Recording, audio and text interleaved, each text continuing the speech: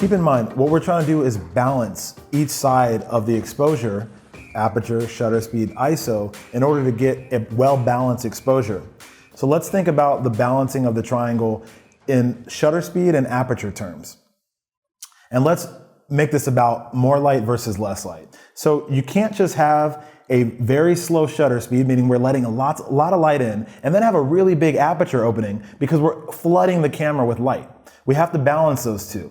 At the same token, on the other side, we can't have a very fast shutter speed, meaning we're not letting a lot of light in, and then a very tiny aperture opening where we're not letting any light in either. So how do we balance those things? Well, if I want to shoot, say, a portrait and have that beautiful blur, and I shoot with a very wide opening at, say, 2.8. Now I've got a big opening, I'm letting a lot of light in, right? Now, how do I balance that against the shutter? Well, I make it faster, right? I cut off some of that, the amount of time that the light is hitting or passing through that opening so that I balance out the exposure.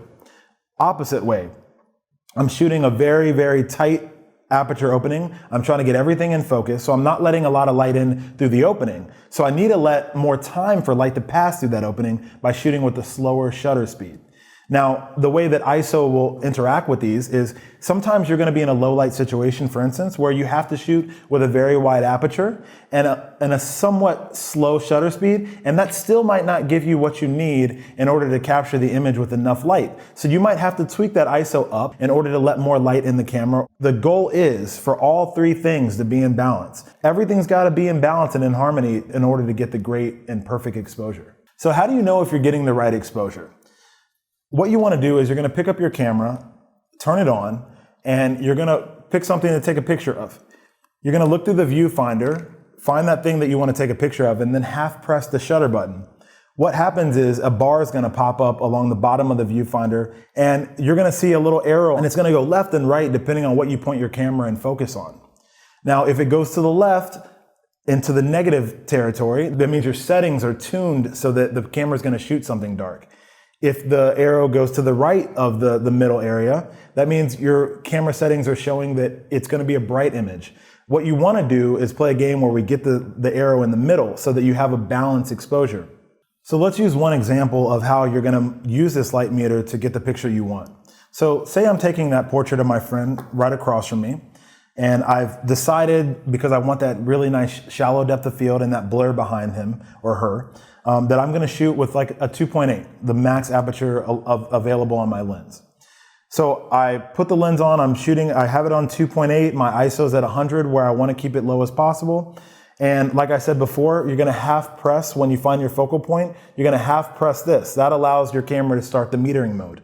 Now you're going to keep it half pressed as you keep it on your subject. And it's going to show you, am I in the negative, am I in the plus side, and it's going to give you a good base for which way you need to go. Now, if I've decided that my aperture is going to stay at 2.8 and the meter is showing me that I'm too bright, what do I do next? Well, I'm going to take my finger off the shutter and I'm going to use the shutter wheel to make my shutter speed faster, meaning less light, right? Because right now I'm too bright, so I need to cut off some of that light. Now, the opposite is true. If I'm shooting 2.8 and it's showing me that I don't have enough light, then I'm going to try to slow my shutter speed down. I'm going to try to make that arrow go from the right to the middle or the left to the middle.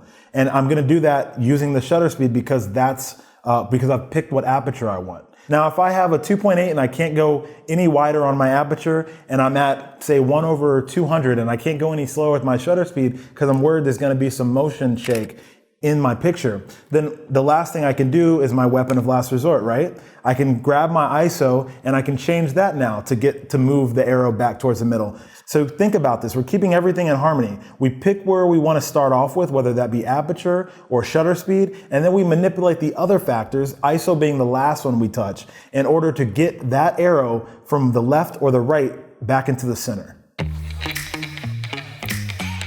Thanks for watching. If you enjoyed this video, feel free to like and subscribe to stay up to date on all of our latest videos.